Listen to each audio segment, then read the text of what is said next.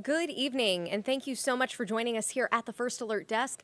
My name's Karli Barnett. We want to give you a look at some of the top stories that we are following for you on your Thursday. Of course, you can join us tonight at 10 on Peachtree TV and 11 on WANF, and you can always watch us on AtlantaNewsFirst.com, as well as anywhere that you stream. Do keep in mind that the news is always on our Atlanta News First app, where you can read more about all of the stories I am telling you about now, plus several more. So one of the top, we first brought you more news regarding this yesterday, but we have now even more developments today after the suspect in the Apalachee High School shooting, along with his father, were indicted by a grand jury today on dozens of charges. This happened back on September 4th at Apalachee High School in Barrow County. 2 teachers and 2 students were killed. 14-year-old Christian Angelo, 14-year-old Mason Schermerhorn, 39-year-old Richard Aspinwall, and 53-year-old Christina Irami. So again, the accused shooter and his father facing dozens of charges in this case. We have our reporter Patrick Quinn. He was in court and has all of the latest. Today, a father and son indicted on murder charges here in Barrow County. The DA saying that both Colt and Colin Gray, they share responsibility in the shooting at Apalachee High School on September 4th. A simple page shuffle with serious implications. Judge Joseph Booth officially reading into record the 55 charges in an indictment handed up by a grand jury against Colt Gray, the suspected gunman in the Apalachee High School shooting. Barrow County 911, what is the address of your emergency? Barrow County District Attorney Brad Smith now charging Colt Gray with malice murder, felony murder, and aggravated assault in the deaths of 2 teachers and 2 students. We hope this can start the process of healing for the community. Colt Gray also faces charges for allegedly inflicting pain to those injured and shot at. But Smith knows while there were 25 listed victims in this case, there were thousands more shaken from this shooting. The charged victims we have are the ones that the crime was actually directed towards, but every person, every kid in that school was a victim. Kids in all the other schools that were locked down during this were victims. Parents that were terrified about where their kids were and what was happening were victims. Colin Gray, who appeared in court a day earlier, now facing 29 criminal charges himself for his alleged role in this shooting. Investigators testified Colin Gray bought the gun and ammunition used by Colt in the September 4th shooting. He stated that he was purchasing as a Christmas gift for his son. It was to be a replacement weapon for a firearm he had previously purchased for Colt earlier that year as a hunting weapon. DA Smith said he'll let the facts of this investigation speak for themselves if and when this case goes to trial. And while he recognizes it's uncommon for a parent to be criminally charged after a school shooting, he hopes this case sparks change.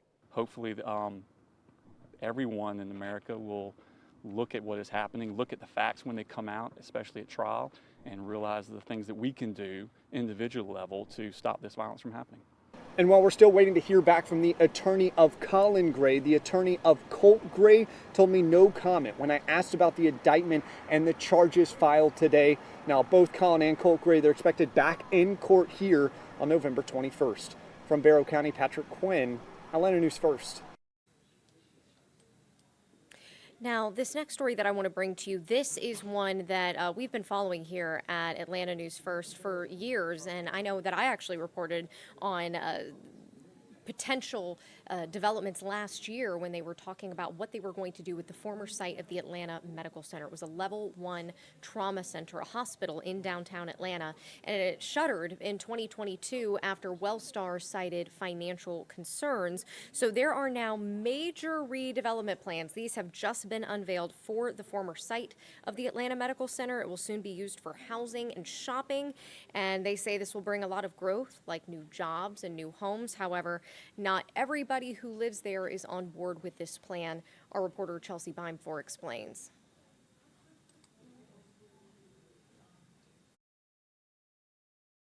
It's unclear when construction will start, but Wellstar announcing today they plan to turn this into new affordable housing, green spaces, and retail spaces. Atlanta Medical Center served the old Fourth Ward community for decades as a level 1 trauma center. Since its closure, a portion of the building was used as a temporary homeless shelter. Now a mixed-use development will offer stores, housing, and some health care resources.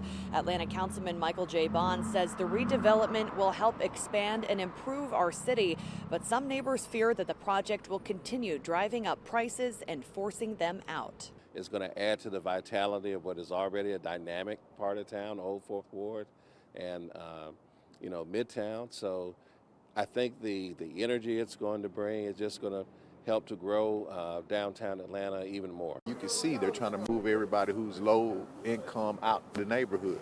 So they're making the neighborhood higher to live. So if it's low, then we're going to stay because we can afford that. But if it's higher, you're going to move. You're going to have to go way out of town where you don't even have a bus running. And in a statement, Atlanta Mayor Andre Dickens did call this a community-driven project, explaining that they did ask for input from people who live in the area. Again, it's unclear when construction here will begin. Reporting in the Old Fourth Ward, Chelsea Bime for Atlanta News First. I remember it was around this time last year at the 1-year mark that we had done a follow-up on this, and at that point they had no plans for what they were going to do with that site. So obviously things have developed there, and you can read more about it if you'd like on atlantanewsfirst.com. Well, we have set yet another record here in Georgia, another record-setting day for the third day in a row of early voting, and we have about 19 days to go until Election Day, if you can believe that.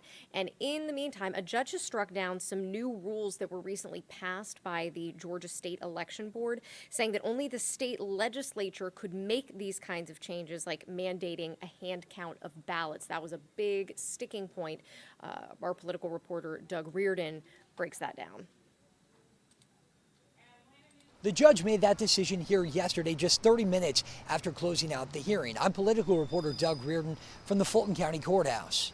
The judge ruled that not only was it too close to the election to make sweeping changes, the state election board actually didn't even have the authority to make them in the first place. He said only elected state lawmakers can change the way that elections are run.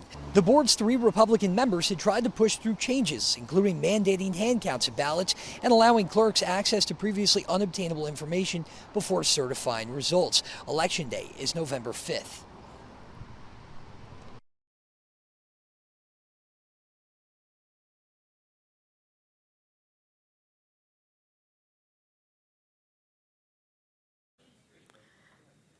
All right, so you can join us tonight. Again, we are going to have much more on all of these stories, as well as additional stories, including from our reporter Blake Devine, who is in Rockdale County. I know I brought you here on the First Alert Desk yesterday that he was going to be talking more from Rockdale County officials. That's actually going to be tonight for us. He was out there all afternoon speaking with officials after that biolab chemical plume that resulted, as well as the community assistance center that the county, or that biolab had set up, that was completely overwhelmed on day one. We also have our reporter Madeline Montgomery. I was going to see if I could try to pull up our website here to tell you a little bit more about what she would be covering. Let's see, here it is. So this is a new development here. Take you back out to the home page. That the officer will not be facing charges in the shooting death of a veteran at the Atlanta VA Medical Center. This happened back in January. She is going to have some new video to share with you, as well as more on the decision in that case. So in the meantime, let's go ahead and take you back out here live. We are looking live over Hartsfield, Jackson, Atlanta International Airport, all lit up. And Cutter, I have my turtleneck sweater on. Oh, you do? Certainly needed it this morning. I Yeah. know I'm going to need it tonight, but I'm not going to need it for very long. No, did you turn your heat on last night? I admit that I did. And I forgot that- because it was super cold when I woke up. It was, and what's funny is apparently I had left mine on the heat setting and just set it really low, so it's been on that same setting since last winter, early last spring. And now So it's nice and toasty. Hey, it is, and nice and cozy and toasty, perfect for the fall activities. Those, fall movies. Noticing more and more the scary movies are coming on to the streaming platforms out there. So Definitely, the weather is is kind of a fall vibe, so to speak. Plenty of opportunity weather-wise to enjoy the season, but we are going to gradually warm back up. As Karli just mentioned, kind of insinuated, some warmer weather is on the way. We're going to walk you through that here momentarily. Do want to talk first, though, about the fact that, of course, it is chilly tonight. And again, I'm First Alert Meteorologist Cutter Martin. Thank you for tuning in and for watching. If you have any weather questions, comments, concerns, you want the forecast down to your neighborhood level, of course, we'll show you that, but we can provide some clarification, answer any questions that you may have. We're streaming on YouTube right now. The Atlanta News First account is the one to like and to follow. Also, if you have any weather questions, comments, concerns, if you're already streaming maybe on Roku, Amazon Fire, any of those platforms, you can ask us your questions by texting us 470-777-WANF. That's 470-777-9263. And on that note, going to go ahead and slide into the forecast here outside right now. Temperatures are well above freezing, but trending a little cooler, and will continue to trend cooler over the next handful of hours, with temperatures back in the 30s for some of us out the door tomorrow morning. So it is certainly going to be another chilly start. Technically warmer than this morning. 41 at Hartsfield-Jackson Atlanta International Airport, going a couple degrees warmer tomorrow morning. And I think that's going to be the case across the board. Fewer low to mid 30s, more mid to upper 30s and lower 40s out the door tomorrow morning. You know, if you're about to leave the house now, again, it is pretty chilly out there. Temperatures already, see the greens and the blues, upper 40s already in Griffin, upper 40s in LaGrange, 50 in Carrollton, 47 LaGrange, 49 in Covington. Obviously, the number that really sticks out is warmer than everyone else. That is Atlanta. So much pavement in the city of Atlanta. The official thermometer, that 60-degree reading coming from Hartsfield-Jackson Atlanta International Airport. Pavement acts like a rock in an oven, more or less, and through the course of the day we had a lot of sunshine. All that pavement heated up, and now that the sky is clear, the wind is light, the air mass is cool, the air mass is dry, so it's slowly escaping back up into space, but it just takes longer in the city of Atlanta versus further outlying areas, just because of all the pavement that we have here in the city. Hour by hour forecast, temperatures continue to trend cooler. I think by midnight, the city of Atlanta is approaching the upper 40s. Many by that point in the low to mid 40s. 46, 3 a.m. in the city of Atlanta, out the door tomorrow morning, early on, 43. But notice how quickly we start to warm up tomorrow, 9 a.m. Already back in the upper 40s, a mostly clear sky out the door tomorrow morning, but also a morning where there could be a little bit of patchy frost, again, outside of the perimeter, outside of I-285. That's where the risk of frost is, I wouldn't say significant, it's not high, but certainly could be a little bit of frost out the door tomorrow morning, especially our northeast Georgia mountain communities, where you did see that frost advisory in effect, also Cleveland and Randolph counties and eastern Alabama. Frost or not, it is coat-worthy tomorrow morning. Taking your kiddos to the bus stop, jackets, maybe that winter coat, a great idea, but also remind them, because it's one of those days where they're going to be shedding layers as soon as it gets to, probably before recess time, and they're going to be walking home in short sleeves in many areas, to bring that jacket home, because if you have weekend plans or getting them out the door early on, they will still need that jacket both Saturday and Sunday mornings, and you don't want to leave that, of course, at school. We'll have to wait till Monday or, some on fall break maybe next week, even longer than that, to retrieve it. Still technically cooler than average tomorrow. Normal high in Atlanta is 74. The First Alert Weather Team is forecasting 70 degrees tomorrow afternoon. In Atlanta, 69, a little cooler in LJ, 68 in Helen. So even our mountain communities, upper 60s tomorrow. Lots of sunshine, low humidity, nice breeze. It really is going to be a stunner of a Friday across North Georgia and Metro Atlanta. A Friday to get outside, a Friday to enjoy. So please do get outside if at all possible. Keep people updated on. We'll keep people updated on what's going on. But again, kind of a low sort of impact forecast here. Just not much going on in the weather world that could negatively impact your Friday outdoor plans, or really whatever plans that you may have. Speaking of this weekend, I'm going to walk you into it. Warming up as we get into the weekend, that's kind of the highlight of that extended forecast. A warming trend is underway. Technically, it's already started. So this morning, it was chilly And this afternoon was cool, but still warmer than yesterday afternoon. Only made at 62 yesterday. We were 66 today. Forecasting 70 tomorrow, 72 on Saturday, 76 Sunday. So warming trend through the weekend, especially our afternoon temperatures. Morning still cool to kind of chilly. In the city of Atlanta, so on the numbers on the 7-day, that 47 Saturday morning, 48 Sunday morning, that's about as warm as anyone will be Saturday and Sunday mornings right here in the city of Atlanta. 49 Monday morning, 51 Tuesday morning, and then more noticeable jump up in your temperature as we get to next Wednesday and Thursday mornings, mid to upper 50s, maybe closer to 60 by Thursday morning possibly, with high temperatures back in the upper 70s, and eventually the lower 80s next Thursday with wall-to-wall sunshine, low humidity, and a light breeze in the first alert forecast on through the entirety of that 7-day. Want to again remind you that you can look beyond the 7-day forecast. You're looking at the First Alert Atlanta News first page, I should say.